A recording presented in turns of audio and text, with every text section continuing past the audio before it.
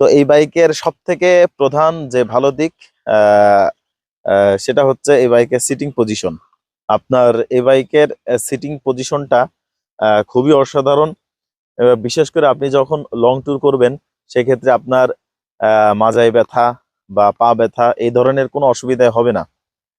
আর এই বিষয়টা আমি খুব জোরালো ভাবেই বলতে পারি। এই জন্য আমি পরপর দুইটা লং ট্যুর করছি। একটা হচ্ছে আপনার সিলেটে 3 দিনে 1000 কিলো চালাইছি এই বাইকটা নিয়ে। আর ঠিক তার 1 মাস পরেই হচ্ছে আপনার কক্সবাজার ট্যুর করছি। আপনার 5 দিনে হচ্ছে আপনার 1300-1400 কিলো রান করছি আর কি, মোট চালাইছি। তো এই জন্য লং ট্যুরে এই বাইকটা কেমন পারফরমেন্স দেয় বা আপনার সিটিং পজিশনটা কতটুকু উপকারী, এটা আমি বেশ ভালোভাবেই ফিল করছি। তো এই জন্য আমি সর্বপ্রথম এই বাইকের সব থেকে প্লাস পয়েন্ট ভালো দিক হচ্ছে আপনার এর সিটিং পজিশন। আপনি যখন রাইড করবেন আপনার বডি একদম স্ট্রেট সোজা হয়ে থাকবে আর হাতটাও থাকবে আপনার খুব স্বাভাবিক। তো আমাদের বাংলাদেশে যে সমস্ত বাইক পাওয়া যায় বেশিরভাগ বাইকই হচ্ছে আপনার একটু ঝুঁকে চালাইতে হয় বা হাতটা একটু সামনে নিতে হয়, যার কারণে দীর্ঘ সময় বাইক রাইড করলে আপনার হাত পা ব্যথা হয়। তো সেই ক্ষেত্রে আমি বলবো যে one of the best long touring bike FZ-X। তো এই বাইকের আপনার দ্বিতীয় ভালো দিক হচ্ছে আপনার এই বাইকের মাইলেজ। তো এই বাইকটা আহ, গাড়ি হিসাবে আপনার 150 সিসি বাইক, মোটা চাকা, তারপরে এটার যে পারফরমেন্স, সব দিক মিলিয়ে হিসাব করলে আপনার এটাকে মাইলেজ কিংও বলা যায়। তো আমার এই বাইকটাতে আমি বেশ ভালো মাইলেজ পাচ্ছি। আমি বেশ কয়েকবার মাইলেজ মাপছি। আপনার ভিডিও দেওয়া আছে, আপনার 2বার মাইলেজের ভিডিও দেওয়া আছে, মাপা হয়েছে।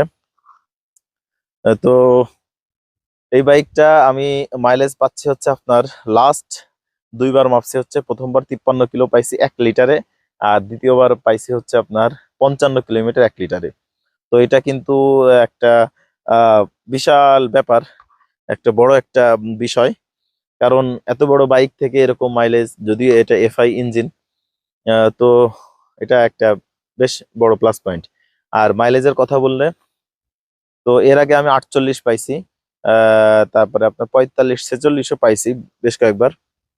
তো মোটামুটি আপনার 50 খুব সহজে আপনি পাবেন মাইলেজ। প্রথম প্রথম হয়তো বা একটু কম পাবেন, কিন্তু পরবর্তীতে আপনি খুব সহজে 50 পাবেন, বিশেষ করে আপনার মাস্টার সার্ভিসিং করার পর থেকে। তো তৃতীয় ভালো দিকটা আমি এই বাইকের বলবো হচ্ছে আপনার এই এই গাড়ির আপনার বিল্ড কোয়ালিটি।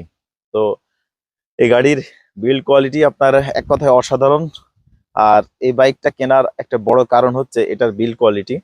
যেমন আপনার এটার ট্যাঙ্কি হচ্ছে সম্পূর্ণ স্টিলের, তারপর আপনার সামনের যে মাঠঘাট এটা হচ্ছে আপনার সম্পূর্ণ স্টিলের। তো কোম্পানি ক্লেম করা হচ্ছে 75% হচ্ছে এই বাইকের স্টিল। তো কথাটা সত্য। আর বাইকটার বিল্ড কোয়ালিটি আসলে অসাধারণ, যেটা আপনি ভাঙ্গা রাস্তা বা দীর্ঘ সময় যখন চালাবেন তখন এটা আপনার বুঝে আসবে। FZ-V3 বা V2 এই জাতীয় যে বাইকগুলো আছে, ABS সহ ABS ছাড়া, তো ওইগুলা থেকেও আপনার এটা যে ব্রেকিং সিস্টেম এটা আগাই থাকবে। ভালো দিক হচ্ছে আপনার এটা পার্টস পাতি, যে আপনার এটা কিন্তু মেইনটেনেন্স খরচ অনেক কম। তো FZ-V2 V3 ইয়ামাহার যে বাইকগুলা, তো ওটার যে পার্টস, সেম পার্টস গুলো আপনি এটাতে অধিকাংশ পার্টসই মিলে যায় আপনার। আহ, তো এটা হচ্ছে আপনার একটা বড় ভালো দিক। যেহেতু আপনার পার্টস পাতি অ্যাভেলেবেল না হলে বাইক কেনার পর কিন্তু বেশ ভোগান্তি পোহাইতে হয়, বিশেষ করে যদি দাম বেশি থাকে সেক্ষেত্রে তো বিষয়টা খুব খারাপ হয়। এটার পারফরমেন্স, তো আমি 18,000 কিলো রানিং আমার বাইকটা। তো এই দীর্ঘ সময় চালানোর পর আমি বুঝতে পারছি যে না, এই বাইকের আপনার পারফরমেন্স বেশ ভালো। আপনার এই বাইকটা কখনোই আপনাকে হতাশ করবে না। আমি বিভিন্ন অফরোডেও এক্সট্রিম টাইপের বাইক রাইড করছি, যেগুলো নিয়ে আমার ভিডিও বানানো আছে, বিস্তারিত চাইলে দেখতে পারেন চ্যানেলে। তো সব মিলিয়ে আপনার এই বাইকের পারফরমেন্স আমি আহ, বলবো যে খুবই ভালো এবং আমিও সন্তুষ্ট।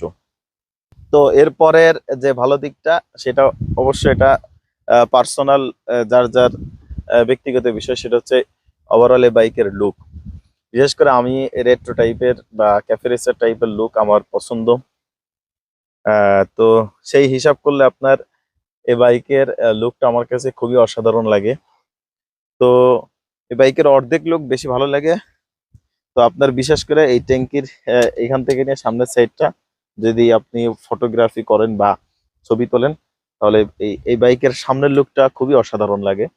আর পিছনের লুকটা খুব বেশি একটা ভালো লাগে না, মোটামুটি। বাকি আপনার সামনের সাইডটা যখন এটা ছবি টবিতে দেখা হয়, তো বাইকটা যখন রাইড করা হয় তখন বেশ গর্জিয়াস লাগে সামনে থেকে। তো এই বাইকের শেষ ভালো দিক আমি বলবো যে এটার লুক।